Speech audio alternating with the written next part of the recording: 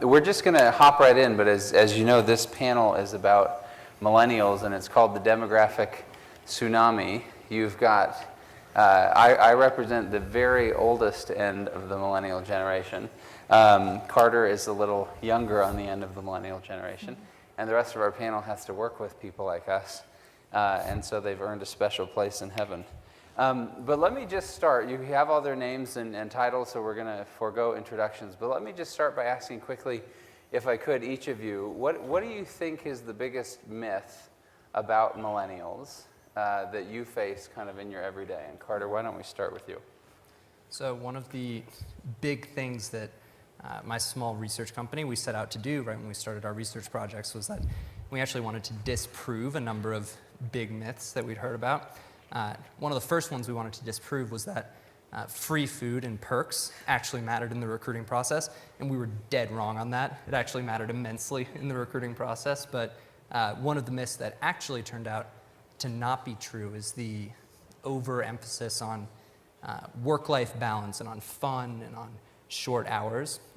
What we actually heard was that a lot of young people just entering into their careers actually saw an overemphasis on work-life balance and on short hours and on fun and on perks as potentially an active detriment because they viewed it as falling into conflict with advancement and how far they were going to be pushed, that you couldn't be simultaneously seeking comfort and seeking growth. So when faced with the choice between going to a company that was pitching itself as the really fun company and going to a company that was pitching itself as not all that much fun, but we're going to push you really hard and you're going to learn a lot. Almost every top student that we interviewed ended up going to the latter, the company that pushed them. Thank you. So I like free food and I'm not a millennial. And so I think this generalization that millennials are vastly different than other generations in their wants and needs. They may be more demanding or more vocal. But when we talk about things, well, millennials need and want purpose. Well, other generations do too. How they express it, to the degree in which they express it. I spent a lot of time with employees, especially in my new role, which 4 months ago, it's a way for me to learn about our employee base, which is multi-generation. And it didn't matter what location we went to or what group we were speaking to or what function, there was more similarity than difference. And so I think generalizations around what the needs and wants are certainly interesting, but it doesn't mean that other generations don't need or want it. Their expression might be different. I think that's absolutely true and overlooked too often. I mean, we have found in all of our studies that millennials themselves and subsequent or previous generations do view millennials as a distinctly different group of people, not simply as just in a different age subset. But overall, I think lost in the discussion is that their desires are not unique, just sometimes their willingness to demand them is a bit stronger. Mm-hmm. Karie, biggest myth. Well, based on research that we did with Oxford Economics, I work for SAP. Two things. First, agree with what these guys have said. But one way in which they are different, so mostly they're not different, even though the myth is that they are completely different. And this could be life stage. One way in which they're different is they want more development, and they rank development higher than pay in making a job decision, whereas the other generations rank pay higher than development. And secondly, they want more feedback. So when we asked how often do you want to get feedback from your boss? And we gave them everything from weekly up to annually. Baby boomers chose annual, Gen X chose quarterly, and millennials chose monthly. Now, maybe we did it when my generation, when we were younger, but they definitely want more feedback. Yeah, so it's a tale of two companies for me. You know, the company, 2 companies ago, I came from that organization, which was about 1 out of every 5 employees was a millennial. So you had a very seasoned workforce. And keeping a set of millennials inside the company was extraordinarily hard because we didn't tailor our perks and our benefits and things like that to the things that mattered to them, like free food, as an example. moved to my company I just came from, Atlassian, where 8 out of 10 are millennials. They have free food, free benefits, all the stuff that is the most out-of-pocket expense for people of that age have been taken care of, and they tend to stay very long, some as long as 10 years since the company's founding. So there is a difference in the way that they view where their money is going and how they spend their time. One interesting thing I found is that, you know, at Intuit, where I was at, you know, millennials will typically complain that at the end of a workday, all of their coworkers would go home to spend time with their families, and you know, millennials typically wanted to spend time with their friends. They still wanted the same things, work-life balance. They just wanted it in a different way. One was around building community, the other one was obviously around spending time with family. But in the way that we kind of tackled that thing, we still, by the time I left after 2 or 3 years of testing different kinds of designs around perks and flavors of benefits and things like that, still could not crack that for that company. So it tells me a little bit something about the culture that matters inside of a company in order to attract and retain millennials too, which was different between those two, very, very different. And I think just to make it explicit, I think everybody here has touched on different points, but important ones. As we do our research at Qualtrics on millennials, we often look at 3 distinct pieces. What does it take to recruit them? What does it take to retain them? What does it take to engage them? So interesting to hear what you're talking about with free food. We found in our studies that while that may be a perk that they look at it, it's now viewed often, at least within the tech community, for example, as table stakes and not something that's actually all that interesting. It's fun for the press to write about, the Facebook 15, or because there's so much food, right? Obviously, I work at a tech company with free food, and it's taken its toll. Thank you for pointing that out. But this idea, right, of how we view it and at what stage are these things important, I think is important for us to distinguish as well. What may seem important as you're recruiting them is not the same thing that's going to keep them engaged. So, Karie, I wanted to jump on something that you had mentioned when we were talking earlier. Millennials are the oldest group just starting to enter the C-suite. And that's having obviously a different group of people than the millennials just entering the workforce. But what does that mean for companies, and what does that mean for people that are Gen Xers, baby boomers as well? Well, you know, again, I think this is a, you know, interesting sociologic movement, not a psychological movement, but sociologic, in that, so we surveyed, again, with Oxford Economics about 6 months ago, 7,500 altogether executives, and we deliberately chose to get a panel across 27 countries. We deliberately chose a panel that included the earliest millennials who were in the C-suite. So they had to be CEO or reporting to the CEO. And so that was about 25% of our panel. And the interesting thing, so we had found in our previous survey that there wasn't a lot of differences between millennials and non-millennials. So we went in assuming there would be no differences, and there were pretty dramatic differences. And but they were of this nature. When we would ask, you know,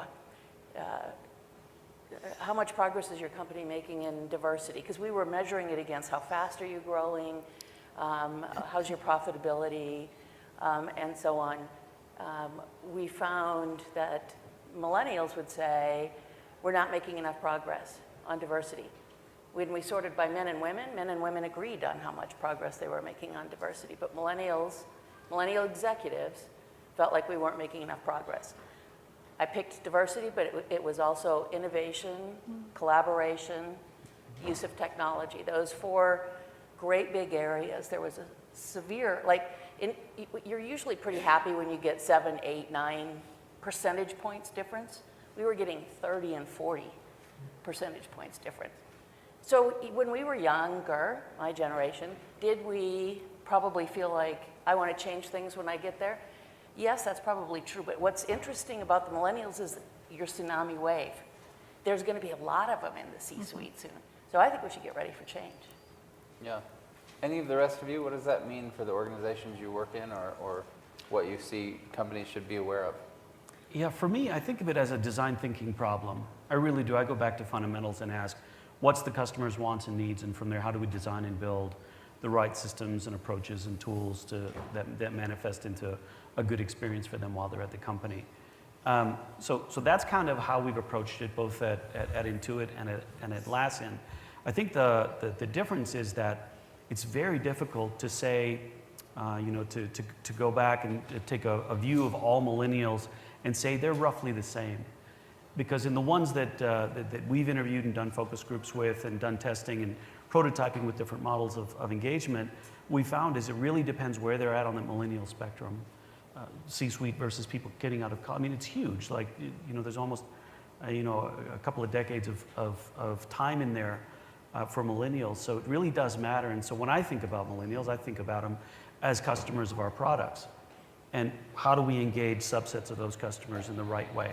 To me, it's not so much about doing a full-scale re-engagement of them because they're millennials. It's more about what do each of them as subsets or market customers really want from our organization, and can we deliver that through various channels? And I think that's that's an opportunity for us to just think differently about how we market and how we engage employees inside as customers versus employees. It gives us a little bit different spin on products and services. So to go back to the question as far as millennials as executives and sort of the increase in the C-suite for that generation, and the groupings or the context in which you shared the increase in demand for innovation or diversity as two examples are huge to business performance. And so I actually think it's exciting because those are drivers. Rather than talking about it, I would imagine they're going to action it. So. And Karie, to go off of what you were saying, that we kind of hear two narratives very often. We get questions a lot about two narratives. There's either millennials are completely different, and what do they care about? And no, they're just people. Millennials are the same. It matters what stage of life they're in. Mm-hmm. And there's a small difference, which I think you were hitting on, and then that plays to what, Jill, you were saying a second ago, which is that there are certain just core human motivators that no matter who you are, no matter how old you are, you're going to care about when you're 22. You're going to care about when you're 28. But then the difference, I'm sure we'll get into some of those as we keep talking here, but the difference often lies in the values that people really, really want to act on. And I think one of the best examples that you both just touched on is diversity, that diversity is no longer by any means a subject that only matters to those from the particular diverse backgrounds. Mm-hmm. When we interview and survey students across the country, they actually, no matter what background they're from, they're looking at and judging companies based off of the effort and emphasis that they're putting against diversity. So it's no longer just something that matters to the person it affects. It actually is a company mechanism that everyone in this generation is caring about and trying to push forward. Yeah, I would push back slightly that I genuinely believe millennials are, in essence, a fundamentally different generation in many ways. If you look at just Karie's point on feedback, millennials are the first always connected generation, right? They're used to, we post to Instagram and I see how many likes I get in real time. I post to Facebook, same thing. And that type of feedback and desire for consistent, regular feedback bleeds into everything that they do, which is why in the workplace it's not enough to just say, every year this is how you're doing. And I was talking to one CEO recently who talked about this idea, because I said, is it just really needy that millennials are always asking, how am I doing, how am I doing, how am I doing? And he said, no, because I don't view it out of a place of insecurity. He said, I find it wonderfully refreshing that they actually want to continually be improving. That's what they care about. That's what they're focused on. And I think this idea of feedback and how they're just used to it in every facet of their lives really bleeds into why it's a fundamentally different place. Mm-hmm.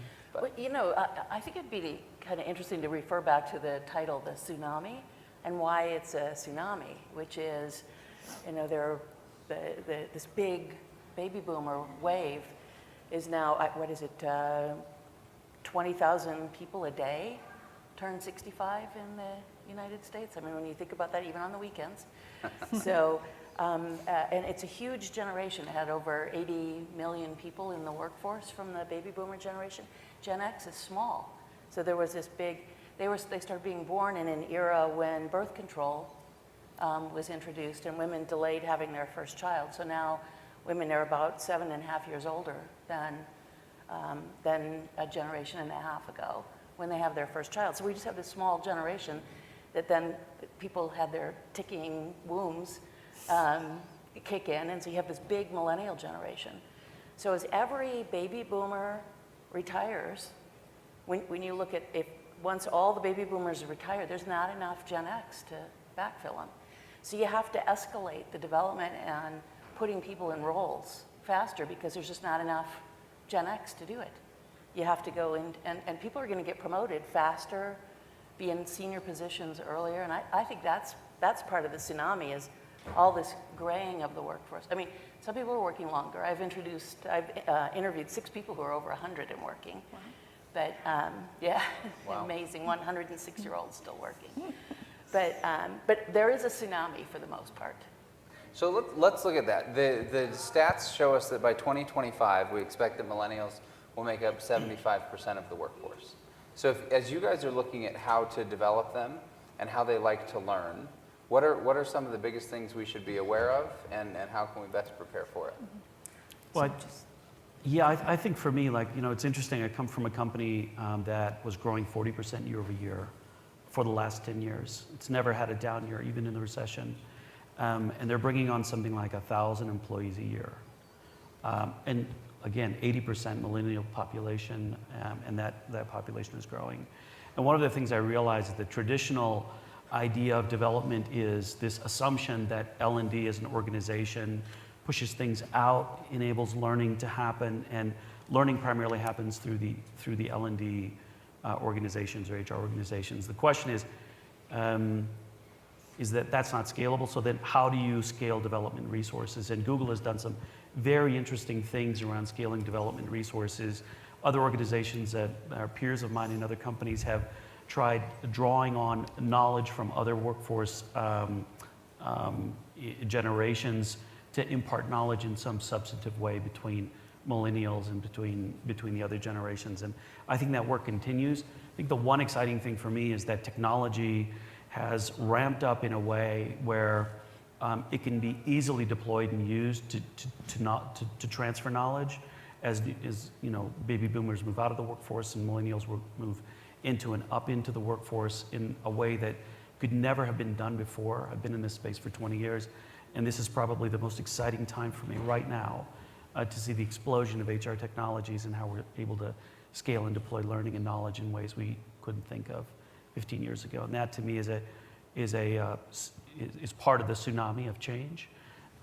So I see the demographics are changing. There's a tsunami in that, but the technology that enables us to map appropriately the growth and development characteristics, what we need to enable those millennials to do in the workplace, has also been exploding. So there's this, I think, there's not a deficit of technology to take care of that. There's just a willingness to understand what the investment needs are and make those appropriate investments. Yeah, I think it is about appropriate investment in understanding your employee population holistically and not solving for one thing or two things, because at an aggregate level and looking at the themes, the reality is it is still a multi-generation workforce. And today, in the company I'm in today and the one that I just left, Gen X was still our largest population, and so you can't ignore them. And so we actually saw some data yesterday when looking at learning specifically, where the new digital is in person, and millennials were no different. So I think we really do need to understand the population today as it grows and really be inclusive. It's like boiling the ocean a little bit. So you solve for one, ignore the other potentially. But I do think you just need to prioritize and truly understand your employee population holistically. And I think that there are certain sort of trends, or there's the shiny new penny that people grab onto. But if you actually are fundamentally research focused, I think it's important. And I think we all sort of guessed right yesterday when we were going through the survey. And I sort of, to this point, I don't know that if you look at the research that you would have guessed that in person is the new digital, and that millennials are interested in that. So. Yeah, one thing that occurred to me yesterday, which I thought was really interesting, is we still try to solve for the individual. So the mandate is solve for the individual development and personalize it and stuff like that. But I've got to tell you, in the space I'm working in now, where technology is basically a team-oriented sport, and we're working in agile teams, we've been asked to look at experimenting with bringing teams up rather than individuals. So an example of that is the CTO came to me and said, can we run some experiments to see what it would take to get our teams to what researchers call group flow, which is where elite teams typically stay. And that's where several characteristics emerge that I think lend themselves well to multi-generational learning across different generations, but also rapidly develop individuals inside the organization. One is where you've got teams that give each other feedback rather than it coming just from the manager. The manager's role changes from being a manager of people to a coach of teams. And there are several other characteristics that define sort of what that group flow is. And we're running experiments now to see if teams are able to actually self-govern themselves. And I'll give you a great example of this. Like when we think about group flow, we think about it in terms of, all-star teams want to play with all-star players. They don't want to play with amateurs. So imagine a team of 5 people, running the play on a couple of technology sprints. They get a new person in that doesn't quite know exactly what to do, or doesn't have some of the skill sets. Well, it's not going to be the manager's job in the future to provide that. It's going to be the team's job, because the team wants to play with 8 players. So the team gives each other feedback, the team raises each other up, and collectively self-govern themselves to a higher level of performance. We call them, elite teams. Think of the Navy SEALs, think of sports enterprises, but teams across the globe are beginning to see that it's more than just an individual effort. And I think that plays in well with how we think about millennial development as well. If we want to, take that subset out and say, well, what do we do about, developing that, the emphasis on millennials? That's one place we're going, which is, fundamentally we're not hearing a lot of talk about, but we're going to go there and we're going to see what happens. So. One thing I found interesting when I was doing a little bit of reading on some of your guys' writings before this was on the topic of the most effective mediums through which to actually be developing people. Because when you think about learning and development, the most traditional view that comes into, like my head, that comes into a lot of people's heads is a session where someone is standing up in front of an audience and teaching them something, or programmed learning, a program that someone goes through. That's what most of the students that we interview think of when they think of learning and development. But when we interview people within companies, what they often say is that it's very rarely something like a programmed session, but it's actually the individual one-on-one interaction with people. And the critical question ends up being, okay, so if it's the one-on-one interactions with people that matter most, how do you program that? And then you see some interesting ways to do that, like professional services companies, a bunch on the East Coast have started programming different tiers of mentorship for individuals. So they'll have a buddy who is someone your age to do the lateral feedback, like what you were just talking about. They'll have a coach who's the person one level above that they meet with once a month, who does a little bit more strategic, letting them know how they're doing. Then they have a mentor who is someone typically at the VP level or above, who is giving them the perspective on their place within the organization and where they can go. And that is something that people don't, at least the students that we interview, they don't expect that to be the moment when they're learning the most, but they end up saying that later. Have you seen, like, those are the two I was thinking of programmed learning and development, like classes, then there's programmed mentorship. Are there other really interesting ways to actually program that type of development within these teams? We've done something really interesting. So at Intuit, we had this issue with growth planning. And I think this is true of all companies where, we say to the employee in the most, authentic way, you need to have a growth plan, a development plan, so that we know, you can sort of like put that in writing and begin to execute on that. And unfortunately, in my 20 years in the field, I've never seen something like that actually take root in a substantive way, where an individual actually feels like they've got a written growth plan. They're going to track it. They're going to move on it. They're going to take action it. So We went through a series of experiments, and again, in the vein of just understanding what our audience wanted, what they needed, the context in which they were planning their growth, et cetera, and even the manager mindset around it. And we devised a series of experiments to help us get to this product called a 5-minute growth plan. And it was basically what you see today in some of these platforms. You tell us what your gap is. We'll pre-curate a set of content that you can immediately action. So you don't have to look for anything. Once you've given us your gaps, you can action it right away. And that was something we did on Excel. So I don't think this is heavy lifting. I really do think it's a design thinking problem, just going back to the really fundamental core of what our audience needs and trying to devise ways to bring those products or services to life in a way that maps to their unique needs. So as far as mentorship or coaching, I've seen 2 models, and you may be familiar with one. So one of the models that we instituted, in my experience, is every year we would bring in interns who we would then look to convert before they left at the end of the summer. And they would receive a board of advisors as well as a mentor. And it was hugely successful. So that's one model. Depending on dollars, people resources, time resources, your model may be different as to how you solve the same problem. And so where I am today, mentorship is still very much desired, but we're actually using Everwise, so a scalable technology solution, to do it in a different way. So same problem, there may be different likes based on the population that we're aligning to these different solutions, but when you look at the people you have, the time you have, and the dollars to solve, sometimes your solutions may look different, but it's the same need. Yeah.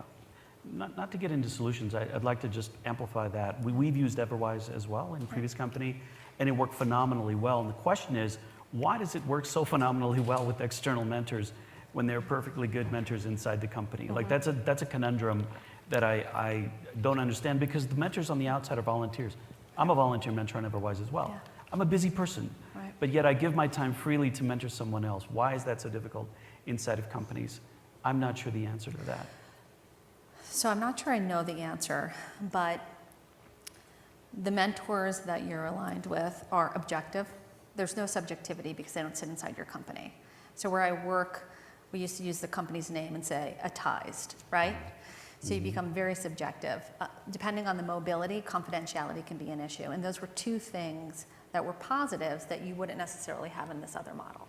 So I'm not sure that's why it's successful, but those were draws when thinking about it differently. I'll tell you, one of the things that Google did, which we implemented that into it, they had this program, part of the G2G, Google to Google concept, Googler to Google concept. One of them was called the Career Guru Program. Have you guys heard of this? So I was turned on to it some years back. The person that runs it, Becky Cotton, had this idea.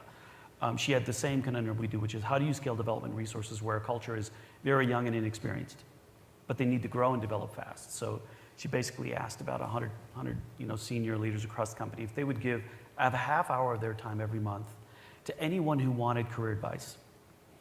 And so 149 people volunteered across the company, which was absolutely astounding.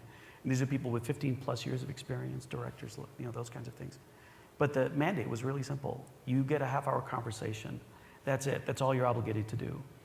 And it turns out that there was a backlog of people that signed up in this online platform they created, where all they had was a simple profile and a picture and career advice, sort of like, here's what I can advise you on. And these folks would go on this portal, they would click on it, immediately send a note to the person, they would connect, they would have a half-hour conversation. And then they would measure during engagement surveys whether that actually moved the needle on things like retention and engagement and things like that. Turns out it did.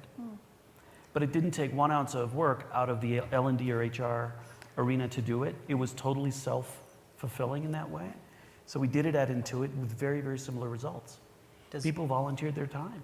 So does it increase retention on for the people volunteering their time as much as those that are actually receiving the mentorship? Yes, and here's why. Because every person that would meet with a career advisor was allowed to rate them on a 1 to 5 scale.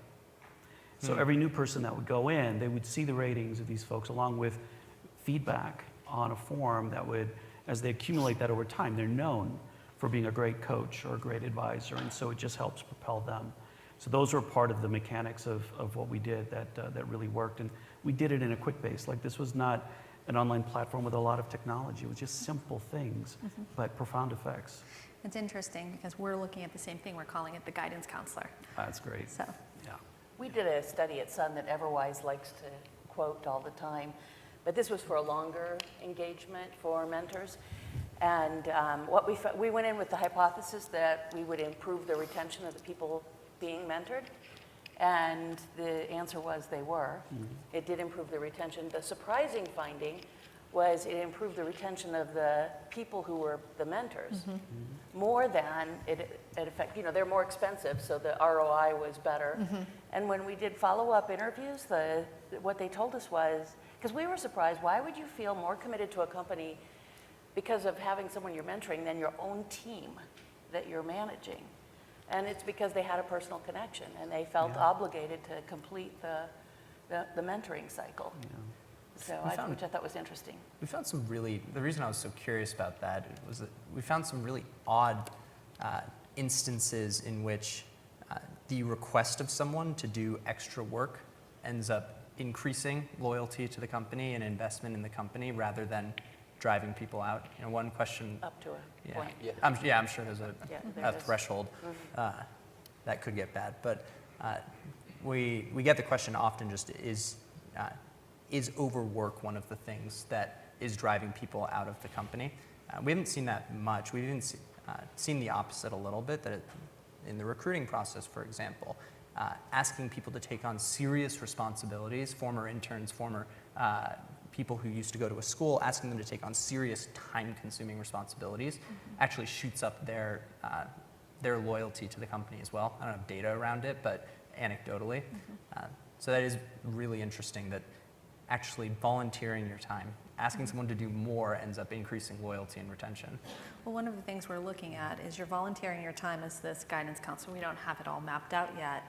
But in return, after you do your term, which will be a year, we reward you back with the time. So we'll give you vacation. So not sure it will work. We don't have all the details, but it is interesting. Which We for super value your busy time. people, they'll never take anyway, so it's a great They- win-win. They won't. It will cost us nothing. I like it. I like it. Let me shift the conversation for just a minute. As we look toward this tsunami and all these millennials joining the workforce, all the baby boomers hopping out, where are the places that you have seen, either in your organizations or organizations that rhyme with yours? Just kidding. But where people have made mistakes with millennials, and especially mistakes in a multi-generational workforce, and pitfalls that we should all be looking out for? I'm happy to go. One of the issues that we identified is we had non-millennials solving for what we thought millennial challenges were. And so one of the ideas that we came up with but didn't execute on, so I can't tell you how successful it would have been, was creating a Millennial Advisory Council.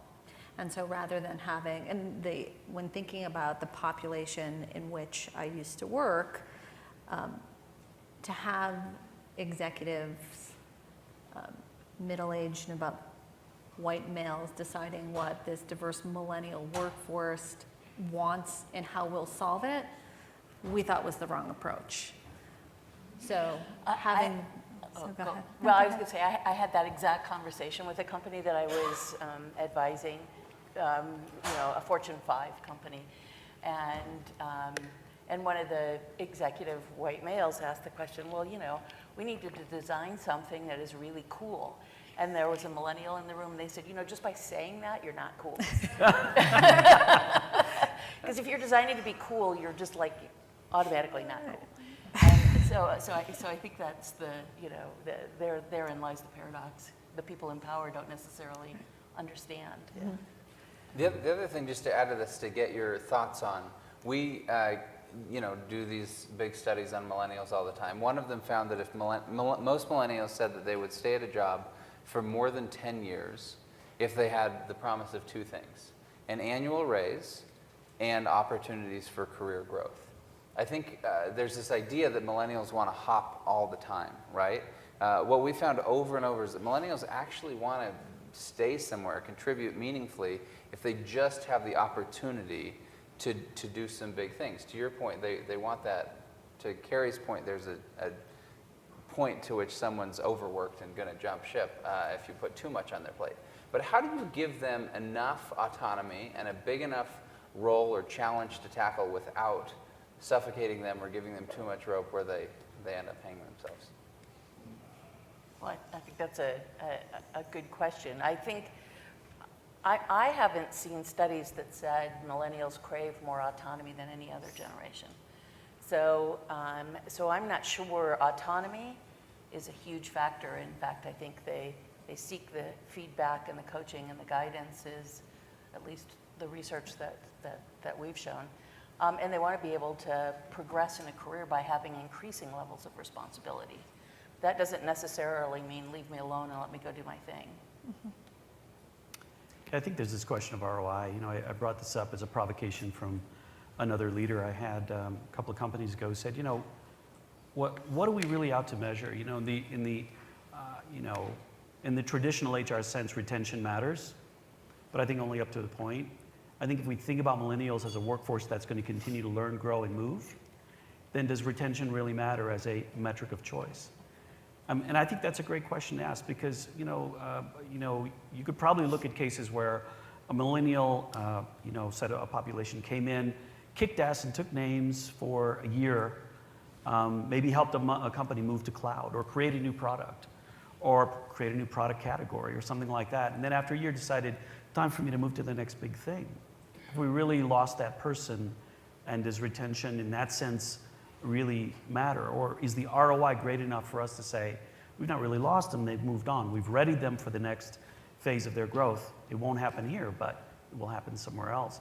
And that's a question I think, if you think about where we're moving in the future around how do we measure talent, I feel increasingly like measuring retention, at least for that population, probably is not something we should probably concentrate on as a top 3 measure of choice. It's more about engagement, opportunity, and did they move on, and when they moved on, what did they say about the company as a result?